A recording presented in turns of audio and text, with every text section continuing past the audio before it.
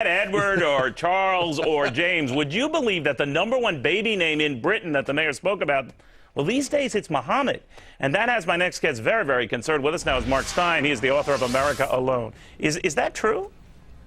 I think it's the second most popular boy's name this year, and the Times of London and the Statistics Office say it will be the most popular boy's name in the United Kingdom next year. All right, now we should distinguish here that, up. right, we should distinguish here that because there are so many different spellings of Muhammad, in order to come to this second most used name, they kind of lumped all the different spellings of Muhammad together. But you're right, the bottom line is it's a popular name for what is a very small percentage of the population, but you say a rapidly growing percentage. Rapidly growing, and the different spelling thing. I mean, I think there's 7 different spellings of Brittany, according to whether you stick double E or whatever on the end. But you still couldn't get the numbers that Mohammed is getting in Britain and Europe. I mean, we can argue about the rate of change, but this is an unprecedented demographic transformation in the character of Britain and Europe that's going on. All right, so play it forward for me, Mark, and which you're very good at doing. I mean, the trend here is what disturbs you the most. Explain.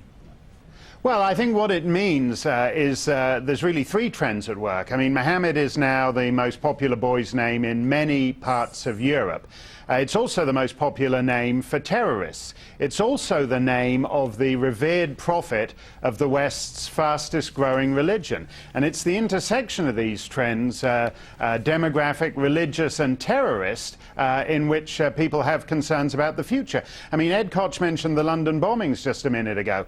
Huge percentages of British Muslims do not think Muslims were involved in those July 2005 tube bombings. That is a problem. Effectively, reality is in dispute among the populations of the Western world. Now, what's interesting, too, Mark, is that the Muslim population is growing rapidly throughout Western Europe, in England, in France, and I'd like to shuttle ahead 10 years, maybe 20 years. What do you see? Well, I think in 10 years' time, you will have essentially these countries with a semi-Muslim political character.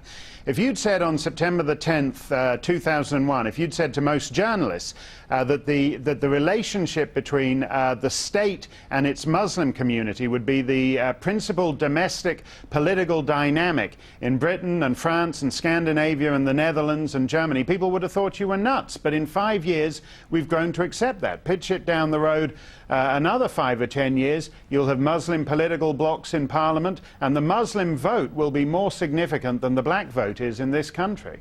All right, Mark Steyn, America Alone, his latest. Good seeing you again, my friend. Thank you. Always a pleasure, Neil.